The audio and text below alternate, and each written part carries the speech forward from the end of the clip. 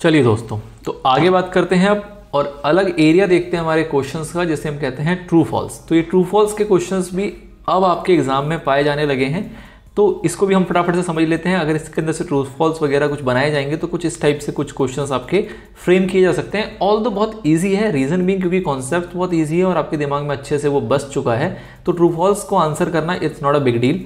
फटाफट से 15 क्वेश्चन है, क्विकली देख लेते हैं और आगे बढ़ेंगे उसके बाद। तो सबसे पहला क्वेश्चन आता है, accounting is the language of business, बताइए ट्रू या फॉल्स। तो this is a clear statement, यहाँ पे कोई ऐसे दिमाग लगाने वाली बात ही नहीं है कि कह रहा है अकाउंटिंग क्या हमारा लैंग्वेज ऑफ बिजनेस है, तो हाँ जी लैंग्वेज ऑफ बिजनेस है, तो दिस इज ट्रू।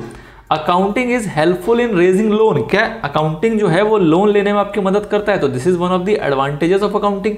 तो हाँ जी अकाउंटिंग जो है वो लोन लेने में हमारी मदद करता है।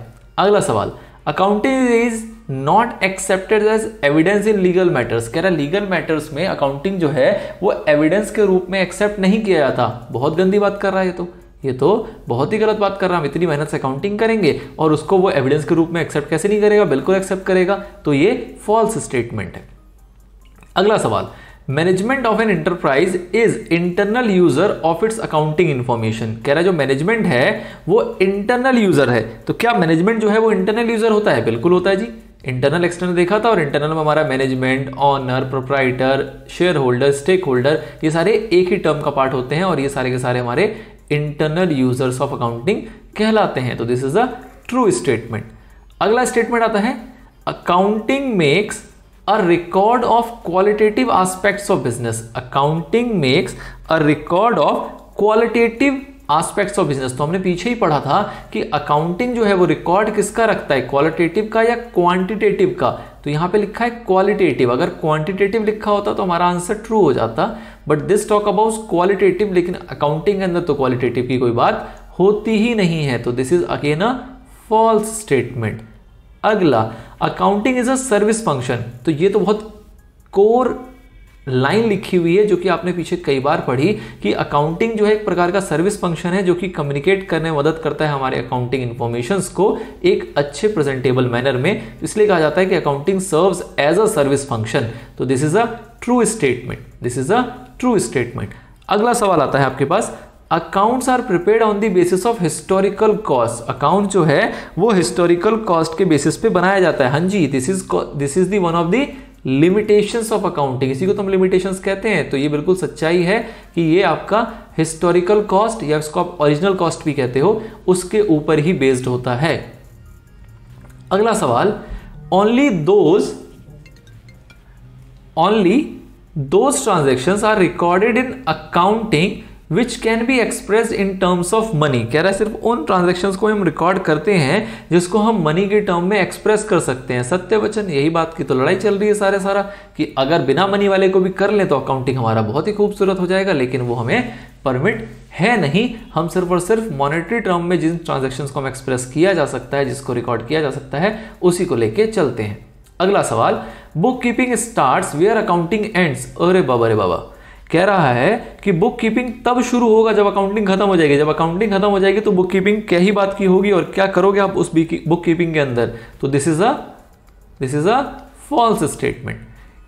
अगला सवाल, creditors are external users of accounting information, जो क्रेडिटर्स हैं वो आपके एक्सटर्नल यूजर्स होते हैं अकाउंटिंग इंफॉर्मेशन के, बिल्कुल सत्य है।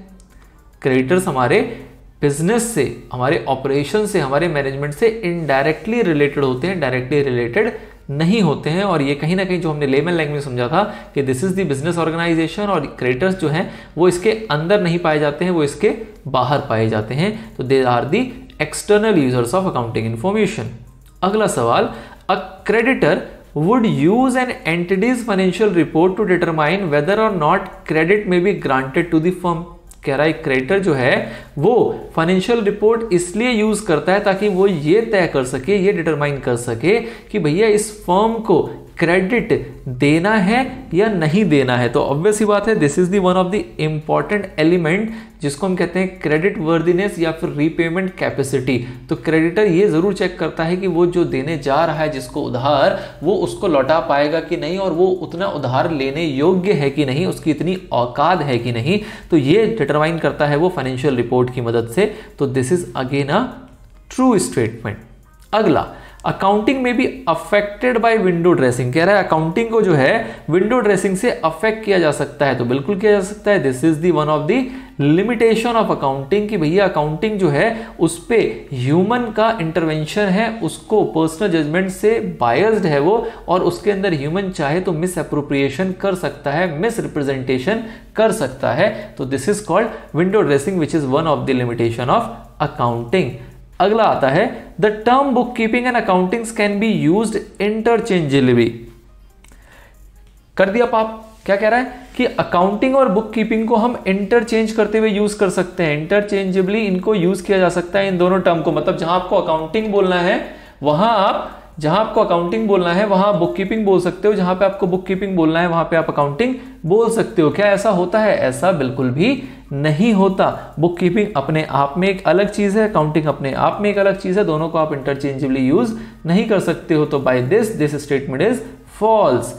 अगला सवाल आता है accounting deals with quantifiable information. Accounting जो है वो क्वांटिफाइबल इंफॉर्मेशन में डील करता है। तो यही मैंने आपको यहां बताया था कि क्वालिटेटिव की बात करेगा तो नहीं, बट क्वांटिटेटिव की बात करेगा तो हाँ, क्वांटिटेटिव की बात करेगा तो हाँ, अकाउंटिंग जो है वो क्वांटिटेटिव इंफॉर्मेशन, क्वांटिफाइबल इंफॉर्मेशन में डील करता है, बट क्वालिटेटिव एस्पेक्ट अगर आ जाएगा तो वहां पे वो डील नहीं करता। तो this is a true statement. And last but not the least, cost of goods manufactured is determined by management accounting.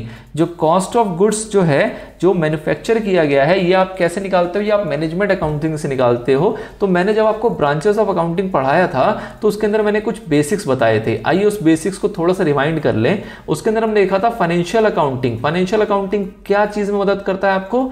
Financial statement में। किस चीज में मदद करता है? फाइनेंशियल स्टेटमेंट में।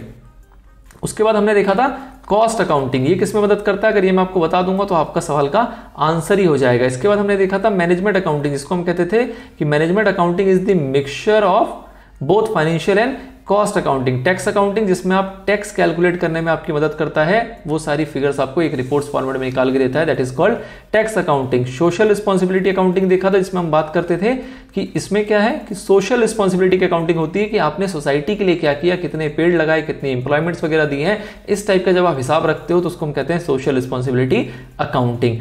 Now the point is cost accounting. तो कौन सी अकाउंटिंग हमें मदद करता था कि हम ने जो बनाया है उसमें कितना खर्चा आया वो आइडेंटिफाई करने में? तो ऑब्वियसली कॉस्ट अकाउंटिंग होती थी, जो ये बात बताती थी कि भैया आपने जो गुड्स मैन्युफैक्चर्ड किया है उसमें आपकी क्या लागत आई है, कॉस्ट ऑफ गुड्स मैन्युफैक्चर्ड क्या है। ये कौन सी अकाउंटिंग आपको बताती थी? मैनेजमेंट अकाउंटिंग नहीं बताती थी। कौन बताता था? Cost accounting. मैनेजमेंट अकाउंटिंग क्या बताता था? मैनेजमेंट अकाउंटिंग आपकी डिसीजन मेकिंग का काम करता था, वो कंपैरेटिव स्टडीज वगैरह देता था, वो आपको रिपोर्ट्स वगैरह प्रोवाइड करता था। लेकिन रिपोर्ट्स वगैरह किसको प्रोवाइड कर रहा है? वो मैनेजमेंट को। मैनेजमेंट अकाउंटिंग का टर्म ही ऐसा है कि आप इजीली समझ सकते हो कि management accounting is the accounting for management to take better decisions. और इसलिए इसमें इन दोनों का मिश्रण किया जाता है कि फाइनेंशियल अकाउंटिंग के कंपोनेंट्स भी डाल दो, कॉस्ट अकाउंटिंग के भी डाल दो, तो आपका पूरा एरिया कवर हो जाएगा। और इन दोनों को जोड़ के एक अच्छे रिपोर्टेबल फॉर्मेट में मैनेजमेंट के आगे रख दो, that is called management accounting, जिसके अंदर आपको अलग अलग ग्राफ्स, कंपैरिजन, रिपोर्ट्स, ट्रेंड्स, ये सारी चीजें डिपिक्ट करनी होती है। तो ऑब्वियसली बात है कॉस्ट ऑफ गुड्स मैन्युफैक्चर्ड जो है वो कॉस्ट अकाउंटिंग के द्वारा पता लगता है, मैनेजमेंट अकाउंटिंग के द्वारा पता नहीं लगता। तो this is a false statement. तो this is all about true and false. छोटा सा एरिया था, 15 सवाल थे, बेसिक था, हमने इजीली तरीके से इसको कवर कर लिया है। लेते हैं फिर से छोटा ब्रेक, फिर जंप करेंगे अपने नेक्स्ट वैरायटी ऑफ क्वेश्चंस के अंदर।